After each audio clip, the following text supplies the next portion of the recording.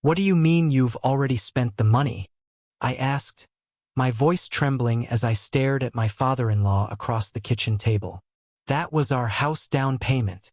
It's just a loan, Grant," he replied casually, not even looking up from his newspaper. "Besides, look how beautiful our house looks now. Eleanor grew up here. Don't you want her to enjoy visiting her childhood home?" I couldn't believe what I was hearing. The $45,000 that Eleanor and I had been saving for 5 years' money we'd planned to use as a down payment on our first home was gone. And my in-laws had taken it without permission to renovate their house. A house I was now being told I wasn't welcome in anymore. Let me back up a bit and introduce myself. I'm Grant, 32 years old, and I've been married to Eleanor for 4 years now. We met in college, fell in love, and had planned our future meticulously. Both of us had decent jobs. I work in software development and Eleanor is a graphic designer. But the housing market in our area is brutal. We'd been saving every penny for years, living in a tiny one-bedroom apartment, dreaming of the day we could buy our own place. Eleanor comes from what I initially thought was a close-knit family. Her parents have been married for 35 years, and she has an older brother, Logan, who's married to Christine. From the outside, they seemed like the perfect American family. Sunday dinners, holiday gatherings, inside jokes, and plenty of laughter. When I first met them, I was charmed. My own family is small and scattered across the country, so the idea of marrying into this tight-knit unit appealed to me. But over time, I began to notice some concerning patterns. Eleanor's parents, especially her mother, were extremely controlling. They had opinions about everything, where we should live, what cars we should drive, even how we should spend our weekends. Eleanor would often give in to avoid conflict, something I found frustrating but tried to respect as her way of handling her family dynamics. Then there was Logan, Eleanor's brother. He'd never held a steady job for more than a year, constantly jumping from one business opportunity to another. Each time, Eleanor's parents would bail him out financially. I noticed how they treated him like the golden child while holding Eleanor to impossibly high standards. The trouble started about 6 months ago when Eleanor's parents announced they wanted to renovate their home. A complete overhaul including a new kitchen, bathrooms, hardwood floors throughout, and a finished basement. The estimated cost was well over $100,000. I remember Eleanor's mother showing us the plans over dinner, gushing about how it would increase their property value. "That sounds expensive," I commented, trying to be conversational. "Well, family helps family," her father replied with a meaningful look at Eleanor. On the drive home that night, Eleanor was quiet. "They're going to ask us for money, aren't they?" I asked. "They might," she admitted. "They've helped me so much over the years. Maybe we could give them a little something?" "Eleanor, we're saving for our own house," I reminded her. "We can't afford to finance their renovation." She agreed, albeit reluctantly, and we decided that if they asked, we would politely decline. 2 weeks later, Eleanor's mother called her in tears. The contractor needed a deposit to start work, and their home equity loan approval was delayed. Could we loan them just $5,000 for a few weeks? Eleanor called me at work, clearly distressed. "It's just for a few weeks," she said. "They'll pay us back as soon as the loan comes through." Against my better judgment, I agreed. We transferred the money from our joint savings account that day. 3 weeks later, they needed another $10,000. The loan was still processing, they said, but they'd hit some complications with the kitchen demolition. Eleanor was increasingly anxious about refusing them, mentioning how they'd paid for her college and helped us with our wedding. "The last thing I want is family tension," she said. "And they've always been there for me." I was growing uneasy but agreed to the second loan. We updated our house hunting timeline, pushing it back a few months to account for the temporary setback. What I didn't know then was that Eleanor had given her parents access to our joint savings account years ago, when we first opened it. She'd added them as authorized users, just in case something happened to us. She never told me this, a fact that would later become a major point of contention between us. The truth came crashing down around me on a Tuesday morning in April. I was checking our accounts, planning to move some money around for an upcoming bill payment, when I noticed our savings account balance $9,462.38. There should have been over $50,000 in there. Heart pounding, I scrolled through the recent transactions. Multiple withdrawals over the past month, all to an account I didn't recognize. In total, $45,000 had been siphoned from our savings. I called Eleanor immediately. She was as shocked as I was and promised to call her parents right away. When she called me back an hour later, her voice was small and defeated. "They took it for the renovation," she whispered. "Dad said they were going to tell us. But the contractor needed the money right away to buy materials, and they knew we would say no if they asked for that much." I was speechless with rage. "That's theft, Eleanor. They stole from us." "They don't see it that way," she said. "They see it as using family resources for family needs. They said they'll pay us back eventually." "Eventually? We need to go over there right now and sort this out." That evening, we drove to her parents' house. The front yard was torn up with landscaping equipment everywhere. Inside, the house was in various stages of demolition and reconstruction. Clearly, they were going all out on this renovation. When we confronted them about the money, her father was defensive. "We raised your wife," he said to me pointedly. "We put her through college, gave her a good life. Now we need a little help, and suddenly you're counting pennies." "It wasn't a little help," I argued. "It was our entire house down payment. Money we've been saving for years." "You're young," her mother chimed in. "You have plenty of time to save again. We're getting older and want to enjoy our home while we can." The conversation quickly deteriorated. When I mentioned potentially taking legal action to recover our money, her father erupted. "If that's your attitude, then maybe you shouldn't come around here anymore," he shouted. "This house has always been open to family, but if you're going to threaten us with lawyers, then you're not welcome here." Eleanor was crying by this point, torn between her husband and her parents. We left without resolving anything. The drive home was silent and tense. Once we were back in our apartment, the real fight began. "How could you give them access to our account without telling me?" I demanded. "I never thought they would do something like this," Eleanor cried. "They're my parents, Grant. I trusted them. And you didn't trust me enough to tell me they had access to our money?" "I didn't think it was important at the time," she admitted. "It was right after we got married, and we were merging everything. It seemed like a good safety precaution." "Well, now we have nothing," I said bitterly. 5 years of savings gone. The next few weeks were the hardest of our marriage.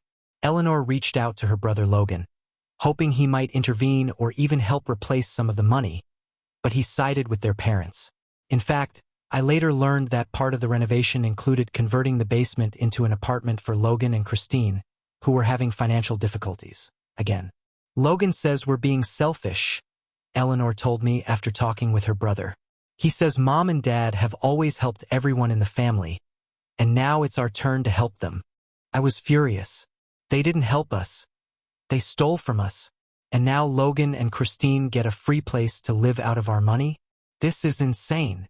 Our arguments became more frequent.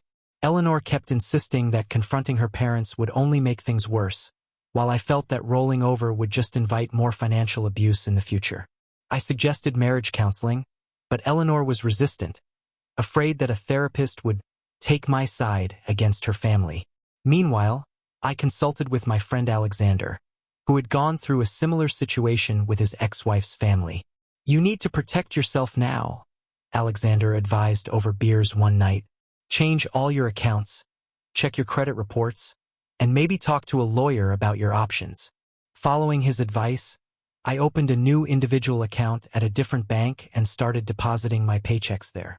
When Eleanor found out, she accused me of preparing to leave her. "I'm not leaving," I explained. "I'm just making sure no one else can take our money without permission." The tension at home was becoming unbearable. Eleanor was constantly caught in the middle, fielding guilt-inducing calls from her parents and brother while also dealing with my increasingly cold demeanor. I was hurt not just by the theft but by what felt like a betrayal of trust from the person who was supposed to be my partner. Things took an unexpected turn when Eleanor's Aunt Ruth, her father's sister, came to visit from out of state. Ruth had always been the straight shooter in the family, the one who called out bad behavior regardless of who was exhibiting it. Eleanor confided in her about our situation. Ruth was appalled. "They did what?" she exclaimed when Eleanor explained what had happened. "That's not borrowing, honey. That's stealing." With Ruth's encouragement, Eleanor finally began to see her parents' actions in a different light. Ruth even went to confront her brother herself, telling him in no uncertain terms that he needed to make things right. "Family doesn't mean taking advantage of each other," she told him. "It means respecting boundaries and treating each other with integrity." Her visit was brief but impactful. After Ruth left, Eleanor seemed changed. She suggested we meet with a financial advisor and a lawyer to understand our options. The lawyer, a no-nonsense man named Hank, was clear. What Eleanor's parents had done could be classified as financial elder abuse in reverse. "They had access, yes, but they didn't have permission," Hank explained. "And given the amount, this is grand theft. You could pursue criminal charges, but that might not be the best first step if you want to preserve any relationship with your in-laws." Instead, Hank helped us draft a formal demand letter, outlining the unauthorized withdrawal and requesting full repayment within 30 days. Or we would pursue legal remedies including potential criminal charges. "This shows you're serious," Hank said. "Sometimes that's all it takes." Eleanor was terrified to send the letter but agreed it was necessary. "I love my parents," she told me tearfully, "but what they did was wrong, and they need to understand that." We sent the letter by certified mail. 3 days later, Eleanor's father called, raging. "How dare you threaten us with lawyers?" he shouted. "After everything we've done for you both." Eleanor, to her credit, stood firm. "Dad, you took our money without asking. That's not okay, no matter how you try to justify it. We need that money back." "Well, it's gone now," he retorted. "Spent on the renovation. We can't just magic it back into existence." "Then you'll need to figure out a payment plan," Eleanor said, her voice stronger than I'd ever heard it when talking to her father. "Or sell the house you've put so much money into. Either way, we're not backing down on this." Her father hung up on her. Eleanor collapsed into tears afterward, but I was proud of her for standing her ground. A week passed with no word from her parents. Then Logan called, supposedly to mediate. In reality, he tried to guilt Eleanor into dropping the whole thing. "Mom can't sleep. Dad's blood pressure is through the roof, and you're threatening to send them to jail," he accused. "Is that really the kind of daughter you want to be?" Eleanor put the call on speakerphone so I could hear. Before she could respond, I interjected. "Logan, is that really the kind of son you want to be? Living in a basement apartment renovated with stolen money? Money that was meant to give your sister a home of her own." There was silence on the other end of the line. Then Logan's wife Christine's voice came through. "Logan, they have a point," she said quietly. "What if someone took our savings? You'd be the first one calling the police." That conversation seemed to shift something. 2 days later, Eleanor's mother called, asking if we could meet to discuss the situation. We agreed to meet at a neutral location, a coffee shop downtown. To my surprise, both her parents showed up, along with Logan and Christine. Eleanor's mother looked like she hadn't slept in days, and her father seemed deflated compared to his usual domineering self. "We've been talking," her mother began hesitantly, "and we realized we crossed a line." Her father nodded reluctantly. "We should have asked. It was wrong to take the money without your permission, regardless of our reasons." I remained skeptical. "So how do you plan to make this right?" They had come prepared with a proposal. They couldn't return the full amount immediately. Most of it had indeed been spent on the renovation. However, they were willing to take out a home equity line of credit and give us $25,000 right away. For the remaining $20,000, they would make monthly payments of $1,000 until it was paid off. And, Eleanor's father added, looking pained, "We're prepared to sign paperwork making this legally binding." I looked at Eleanor, who seemed cautiously relieved. It wasn't an ideal solution. We'd still have to delay our house hunting, but it was a substantial acknowledgement of wrongdoing and a concrete plan to make amends. With Hank's help, we drew up a formal repayment agreement. Eleanor's parents signed it, and true to their word, transferred the initial $25,000 the following week.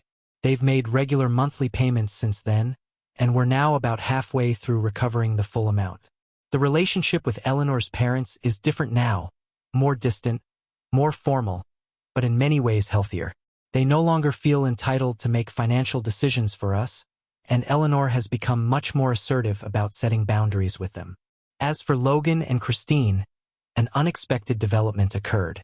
After witnessing the whole debacle, Christine pushed Logan to get financial counseling. They've since moved out of the basement apartment and are renting a small place of their own while Logan works a steady job for the first time in years. Eleanor and I are slowly rebuilding our savings and our trust in each other. We've implemented new financial safeguards, separate personal accounts along with a joint account that requires both our approvals for large withdrawals. We're also seeing a marriage counselor to work through the residual trust issues and to develop better strategies for handling family conflicts. My sister Natalie, who lives across the country, invited us to visit her last month. During our stay, she mentioned that a house in her neighborhood was coming on the market soon. A modest 3-bedroom in a good school district. The cost of living is so much lower here, she pointed out. Your money would go twice as far. Eleanor and I had never considered moving away from her family, but after everything that happened, the idea held a certain appeal. We're now seriously discussing the possibility, weighing the benefits of a fresh start against the complications of moving away from our jobs and social network. Last week, we toured a few homes in Natalie's area online and were amazed at what we could afford there compared to our current location. We've started applying for jobs in the area, testing the waters to see if a relocation might be feasible. Whatever we decide, this ordeal has taught us valuable lessons about family, boundaries, and the importance of protecting our financial future. Eleanor has grown tremendously, finding her voice and learning that standing up to family doesn't mean you don't love them. Sometimes, it means you love them enough to hold them accountable. As for me, I've learned that while forgiveness is important, it doesn't mean forgetting or allowing yourself to be vulnerable to the same harm again. Trust, once broken, needs to be rebuilt deliberately and over time. So that's where we stand now, halfway recovered financially, stronger as a couple, and cautiously rebuilding relationships with Eleanor's family on new, healthier terms. What would you have done in my situation? Would you have taken legal action or tried to preserve family harmony at all costs? And do you think we're making the right choice by considering a move away from Eleanor's family? Sometimes I wonder if we're running away from the problem rather than fully resolving it. Any thoughts or advice would be much appreciated. Thank you for watching. Give it a like, hit subscribe, and come back for more cool stuff.